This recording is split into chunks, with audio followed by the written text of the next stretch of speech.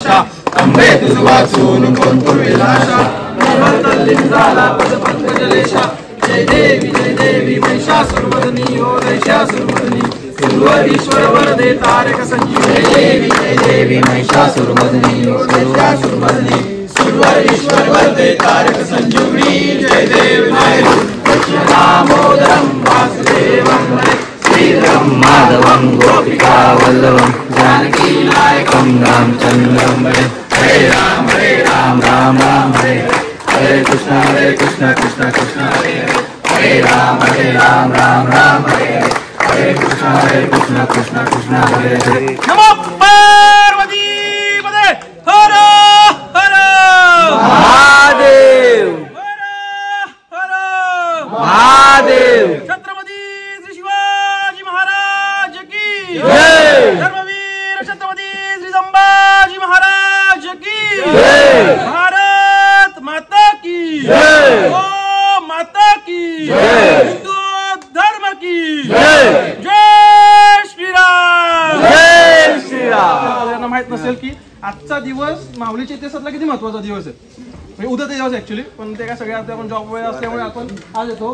आज उद्या 16 जून आहे, किल्ले माऊली विजय दिन आहे। पुरंदराच्या तहानंतर ज्या काही गोष्टी झाल्या आणि नंतर परत जेव्हा किल्ला जिंकण्यासाठी महाराजांनी जे काय हे केलं, त्यात जे 1000 मावळे मृत्युमुखी पडले, त्यातनं आज उद्याच्या दिवशी किल्ला पुन्हा स्वराज्यात आला। त्याची फक्त थोडी इतिहास आणि हिस्ट्रीवरती आपण बोलूया, किल्ल्यावरती झालेल्या संवर्धन कामाबद्दल बोलूयात। पण मग तुम्ही प्लीज। तर म्हणजे तुमच्या सगळ्यांचं माऊली किल्ल्यावरती शहापूरला राहणारा म्हणजे स्थानिक आणि त्यातल्या त्यात माऊलीवरती प्रेम करणारा आणि आमच्या सगळ्या मंडळींकडनं तुमच्या सगळ्याचं स्वागत करतो। तर किमान तुम्ही ठाणे जिल्ह्यातल्या सगळ्यात हायेस्ट पीक असलेला माऊली किल्ला सर केलाय। येताना आम्ही फक्त आधी भौगोलिक दृष्ट्या माऊली किल्ल्याच्या थोड्या 1-2 गोष्टींवरती आपण बोलूयात। किल्ल्याला तसं बघायला गेलं तर डॉक्युमेंटेशन मध्ये असलेले 4 दरवाजे, हा आपण जिकडे उभा आहोत तो महादरवाजा, जिकडनं आम्ही आलो म्हणजे जो तुम्हाला भंडारगडकडे जाताना लागतो तो हनुमान दरवाजा, भंडारगडावरती गेल्यानंतर पश्चिमेच्या बाजूला लागतो चोर दरवाजा, तो कल्याण दरवाजा, आणि आता 2019 मध्ये प्रकाश ज्योतात आलेला पळसगडावरचा पश्चिमेच्या बाजूचा असलेला गणेश दरवाजा। त्या 4 वाटांच्या अतिरिक्त ज्या वाटेने यातली बऱ्यापैकी मंडळी आली असतील ती 5वी वाट, त्यानंतर मागे खोर म्हणून गाव आहे ती एक 6वी वाट, आणि अजून आजूबाजूच्या गावातली शिकारीसाठी किंवा किल्ल्यावरती येण्यासाठी काही वाटा करेल त्या अशा साधारणतः 6 ते 7 वाटा या किल्ल्याला आहेत। या किल्ल्यावरती सगळ्यात जास्त मोठं वैशिष्ट्य म्हणजे पूर्ण भारतभरातनं इथे माऊली किल्ल्यावरती जे पिनॅकल्स आहेत, जे सुळके आहेत, ते सुळके क्लाइंब करायला पूर्ण भारतभरातनं क्लाइंबर्स येत आहेत, क्लाइंब करतायत, त्यांचा आनंद घेत आहेत। त्यातनं आता बऱ्यापैकी काही गोष्टींचं कमर्शियलायझेशन वाढत चाललंय, त्या टेक्निकल गोष्टींमध्ये आपण जायला नको। पण सगळ्यात महत्त्वाचं म्हणजे ज्या गोष्टी सांगण्यासाठी तुम्हाला मी थांबवलं तो म्हणजे आजचा दिवस। आता इथे असलेल्या किती जणांना, फक्त एक मी जनरल नॉलेजसाठी विचारतो की किती जणांना हे कानावरती आहे की शिवाजी महाराजांचा जन्म माहुली किल्ल्यावरती झाला असता पण नंतर ते शिवनेरीला गेले म्हणून? यापैकी कोणाला त्या गोष्टीची आयडिया आहे? ठीक आहे, मग डायरेक्ट मेन मुद्द्यावरती येतो, कारण तसं बोलायला गेलं तर खूप वेळ जाईल। साधारणतः एक कल्पना काही इतिहासकार असे म्हणतात की लखोजीराव जाधव म्हणजे जिजाऊंचे वडील शहाजीराजांचे सासरे, ते आणि शहाजीराजांमध्ये वैर होतं। ते कुठल्या गोष्टींमुळे काय झालं किंवा काय झालं त्याचा माऊलीसोबत त्याचा संदर्भ लागतो। याच्याकडे येण्याच्या आधी आपण डायरेक्ट येऊयात की या किल्ल्याला एवढं महत्व का आहे। या किल्ल्यावरती फक्त 16 जूनची लढाई झालेली नाही, महाराजांच्या आयुष्यातले 3 महत्वाचे टप्पे आहेत की जे या किल्ल्यावरती आज पण आपल्याला अनुभवायला भेटतात। म्हणजे जर तुम्ही त्या डेडिकेटली त्या गोष्टींचा अभ्यास करून आला, त्या गोष्टी जर तुमच्या कानावरती असाल तर तुम्ही इथल्या प्रत्येक वास्तू तुम्हाला त्या गोष्टीबद्दल सांगते। कारण तसं बघायला गेलं तर या किल्ल्याची जी ठेवण आहे, या किल्ल्याचं जे स्ट्रक्चर आहे ते सातवाहन काळातलं आहे। कारण नाणेघाट आणि त्या दरम्यान असलेला इथला जो व्यापारी मार्ग होता त्याच्यासाठी सुद्धा हा किल्ला वापरला जायचा। त्याच्यानंतर डायरेक्ट येतो आपण शिवाजी महाराजांच्या कालखंडामध्ये, तर त्यातला सगळ्यात महत्वाचा म्हणजे सगळ्यांना पुरंदरचा तह माहित असेल बरोबर, पण त्याच्या आधी एक तह झालेला 1636चा, तो होता माऊलीचा तह। जेव्हा मुर्तजा निजामशहा नावाच्या एका निजामशाहीच्या शेवटच्या वर्षाला जेव्हा प्रेमगिरी किल्ल्यावरती म्हणजे दौलताबाद झाल्यानंतर प्रेमगिरी किल्ल्यावरती शिवाजी महाराज बरोबर म्हणजे कोटामध्ये असताना, निजामच्या कोटामध्ये असताना जेव्हा मुर्तजा निजामशहाला निजामशाही टिकावी या हेतूने शहाजीराजांनी त्याचा प्रेमगिरी किल्ल्यावरती राज्याभिषेक केला। पण त्या टाइमला शहाजीराजांची कोंडी करायची, त्यासाठी मुघल आणि आदिलशाह या दोघांनी मिळून त्यांच्यावरती आक्रमण केले, आणि त्यासाठी बाबा माझी बायको बरोबर आहे ती कुठेतरी सेफ राहावी या अनुषंगाने जिजाऊंना त्यांनी शिवनेरीवरती ठेवलं। शिवनेरीच्या मागे अजून एक रिझन असं की शिवनेरी किल्ल्याचा त्या टायमाचा जो किल्लेदार होता विश्वासराव, शिवाजी महाराजांचे मोठे भाऊ म्हणजे संभाजीराजे यांचा विवाह त्यांनी त्या टायमाला म्हणजे शिवाजी महाराजांच्या जन्माच्या आधीच्या टायमाला 1629 मध्ये त्या किल्लेदाराच्या मुलीसोबत केला। त्यामुळे ते पूर्णपणे एक आपले सगळे शौर्य म्हणून तिकडे जिजाऊ सेफ झाल्या. शिवाजी महाराजांचा जन्म झाला त्यानंतर शहाजीराजे इकडे आले. इकडे आल्यानंतर प्रेमगिरी किल्ल्यावरून मुर्तजा निजामशहाला 1633 मध्ये शहाजीराजांनी इकडनं आणलं. असं म्हणू शकतो आपण की हा किल्ला 1633 ते 1636 या 3 वर्षाच्या कालखंडामध्ये निजामशाहीची राजधानी होता. आता आपल्याला कळतंय की एक प्रकारे शत्रू किती बळकट आहे आणि त्या शत्रूला आपण कशी टक्कर देतोय त्यातनं आपली ताकद काय असते ती कळते. त्यामुळे हे कोणी हा गैरसमज सगळ्यांनी मनात न काढून टाका की या बाकीच्या ज्या शाही होत्या आदिलशाही, कुतुबशाही, निजामशाही, मुघल आणि या सगळ्या या म्हणजे अगदीच काहीतरी फक्त होत्या म्हणून होत्या आणि त्यातनं महाराजांनी वर्चस्व निर्माण केलं. ते तेवढ्या बळकट होत्या, त्यांना महाराजांनी विरोध केला, महाराजांनी स्वतः स्वराज्य निर्माण केलं म्हणून ते एक आपल्याला त्याचं डेडिकेशन कळतं. तर अशा निजामशाहीचा हा किल्ला राजधानी होता. एवढ्या किल्ल्याचं महत्व होतं.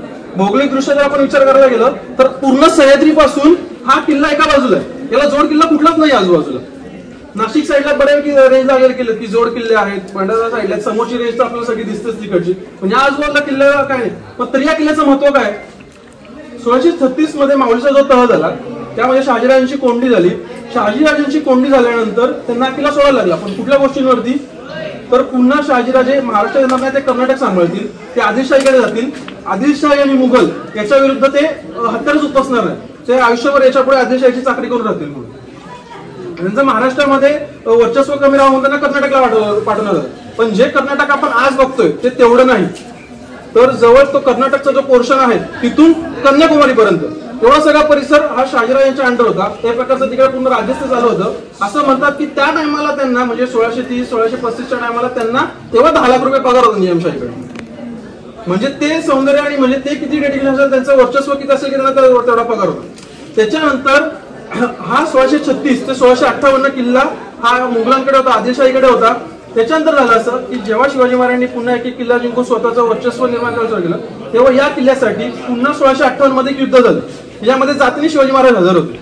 आता या किल्ल्याचं एवढं काय महत्व आहे की पूर्ण पुणे प्रांत, सांगली, सातारा आणि या सगळ्या भागातले किल्ले सोडून, नाशिकचे किल्ले सोडून हा किल्ला महाराजांना घ्यायचा होता.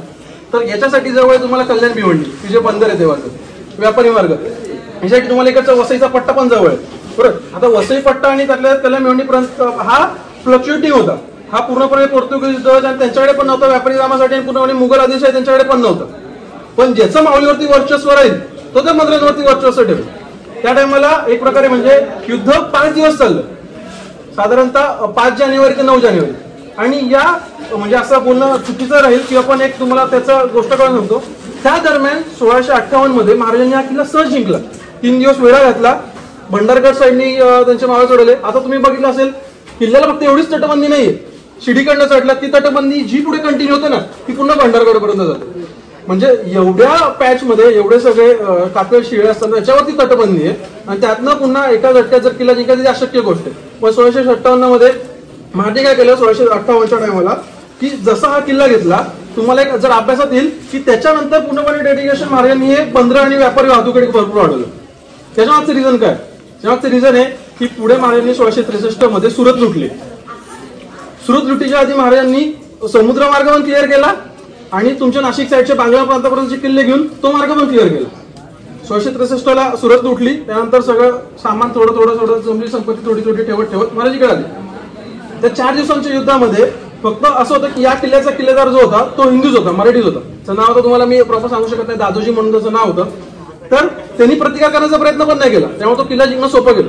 पण 1665 ला सगळ्यात मोठा झालेला तह म्हणजे पुरंदरचा तह, ज्याच्यामध्ये 23 किल्ले दिले, त्याच्यामध्ये हा किल्ला दिला. हा किल्ला देण्याचं टेक्निकल गोष्ट अशी होती की हे जोड किल्ले देताना किल्ला एक दिला पण सांगितलं 3 किल्ले दिले म्हणून.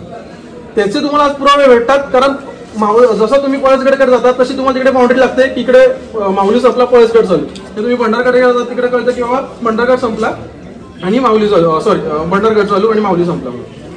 1665 ला पुरंदरच्या तहानंतर जेव्हा सिंहगड पासून या सगळ्या गोष्टी चालू झाल्या किल्ले घेण्यासाठी, तेव्हा बट ऑब्वियस जसं मग तुम्हाला मी सांगितलं याचं महत्व एवढं आहे की पुन्हा तुम्हाला बंदरावरती लक्ष ठेवायचं. हा किल्ला ताब्यात असणं खूप महत्वाचं आहे.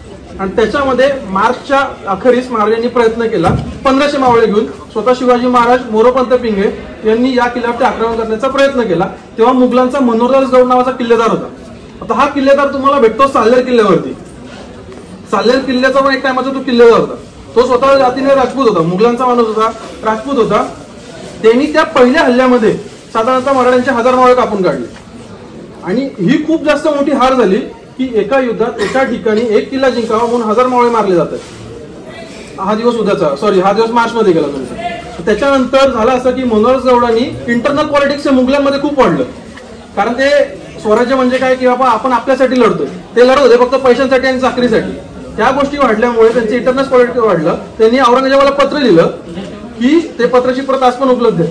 मी असं लिहिलं की हे मराठी वेडे आहेत, यांनी एका रात्रीत हल्ला करून किल्ला जिंकण्याचा प्रयत्न केलाय आणि त्यांचं मी एवढं मोठं नुकसान केलंय, हे परत येणार, हे मला परत पकडणार आणि तेव्हा काय शिवाजी मला सोडत नाही.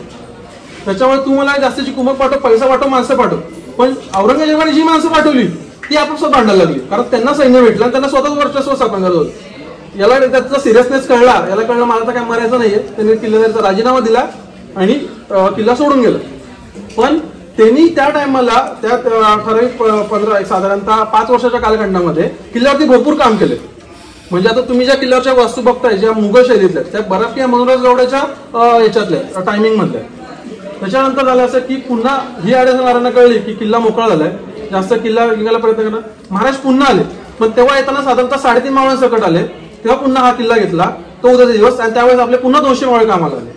म्हणजे साधारणतः इतिहासातल्या सगळ्यात महत्वाच्या 3 लढाया, 3 महत्वाच्या गोष्टी पूर्ण म्हणजे निजामशाहीचा असतं, शहाजीराजांचा एक प्रकारचा असतं नाही म्हणणार, पण तो शिवाजी महाराजांना भेटलेला स्पार्क, 1636चा तह, 1658चं युद्ध, हे डेडिकेटली या किल्ल्याने बघितलंय.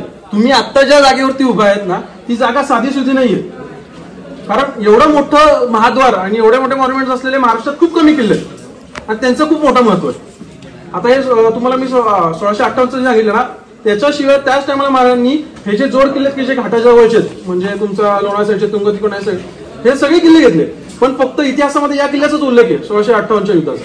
म्हणजे आपण किमान ही गोष्ट तरी सिरियसली घेऊ शकतो की आता आपण ज्या जागेवरती उभे ती गोष्ट किती महत्वाची होती त्या टायमाला स्वराज्यासाठी. पण आता जस्ट नॉर्मल त्या गोष्टी येतात. एक छोटं पटकन एका पुढच्या गोष्टीकडे जातो, संवर्धनाच्या गोष्टीकडे. साधारणतः एक याच्या आधीच्या जे काही सिनियर स्टेकर्स वगैरे काम करत होते त्यांनी इथे बऱ्यापैकी संवर्धनाचं काम केलं. हे पूर्ण मातीखाली होतं, हे पूर्ण मातीखाली केलं.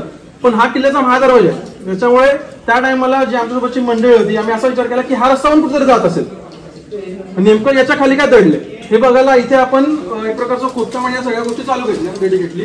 आणि आतापर्यंत आपण बऱ्यापैकी तिथपर्यंत पोहोचलो. हे जे तुम्ही बघता ही सगळी मातीखाली होती, या पायऱ्या दिसतही नव्हत्या. जे पडलेत तिकडे होते आपण एका बाजूला घेतले. इकडे खूप मोठी मोठी झाडं होती, ती कट करून त्या खालच्या ज्या पायऱ्या आहेत ना, आता खाली आता तुम्ही म्हणजे जाऊ शकत नाही, पण खालच्या पायऱ्यांपर्यंत आपण तो वाट बऱ्यापैकी मोकळी केली. हा तुम्हाला तो इतिहास बोलतो कसा. या पायरीचं काम करत असताना त्यावेळेस संयुक्त मोहिमा व्हायच्या. माझ्या माहितीत काय ते राजा शिवछत्रपती परिवारची मोहीम होती. एक मिनिट पुढे जागा लागली, तेव्हा हे शिल्प भेटलं. हे आधी 2017च्या आधी नव्हतं किल्ल्यावरती, 2017च्या टाइम पिरियड मध्ये. तेव्हा फक्त हे होतं, हा शरफ होता, हा शरफ नव्हता. तर या शरफाचं इम्पॉर्टन्स कोणाला आयडिया की नेमकं माहिती आहे की हे मॉन्युमेंट्स काय कशासाठी असते किंवा काय. शरफ शिल्प आहे. रायगडाच्या नगरखान्यावरती बघितलं असेल, रायगडच्या महादरवाज्यावरती बघितलं असेल, सुधागडला बघितलं असेल, किंवा इतर जे महत्वाचे मोठे किल्ले होते त्यांच्यावरती बघितलं असेल. हिंदू परंपरेनुसार एक ग्रंथामध्ये असा उल्लेख आहे की जेव्हा नरसिंह अवतार घेतलेला विष्णूंनी, बरोबर आहे, जेव्हा त्यांनी हिरण्यकश्यपाचा वध केला त्यानंतर तो अवतार शांत व्हायलाच तयार नव्हता. मग त्याला शांत करणं हे त्या टायमासाठी पृथ्वीसाठी खूप महत्वाचं होतं. तेव्हा महादेवानी याचा शरफ म्हणून अवतार घेतला, त्यांच्यासोबत युद्ध केलं, त्यांना शांत केलं. पण मग याचा महाराष्ट्रातल्या गडकिल्ल्यांवरती काय संदर्भ लागतो, तर तो सिंबल असं सांगतो, काही शर्वाच्या पायाखाली तुम्ही बघितलं असेल हत्ती असतात, बरोबर आहे. आता याचे हत्ती तुटलेत की नव्हतेच याच्याबद्दल आपण सांगू शकत नाही. याचे दात बघा किती स्ट्रॉंग आहेत, बरोबर. याला पंख आहेत, याची शेपटी एवढी मोठी आहे, याची शेपटी स्ट्रॉंग आहेत, त्याला बाण आहेत, म्हणजे ते आपल्याला फुलसारखं वाटत असले तर ती बाण आहेत, बरोबर आहे. त्याचे पाय स्ट्रॉंग आहेत. हा सिंबल असं सांगतो, तुम्ही जर समोरून आमच्यावरती हल्ला केला तर आमच्या समोरचे पाय आणि आमचे दात एवढे स्ट्रॉंग आहेत की आम्ही तुम्हाला आमच्या जबड्याखाली आणि पायाखाली पकडू शकतो.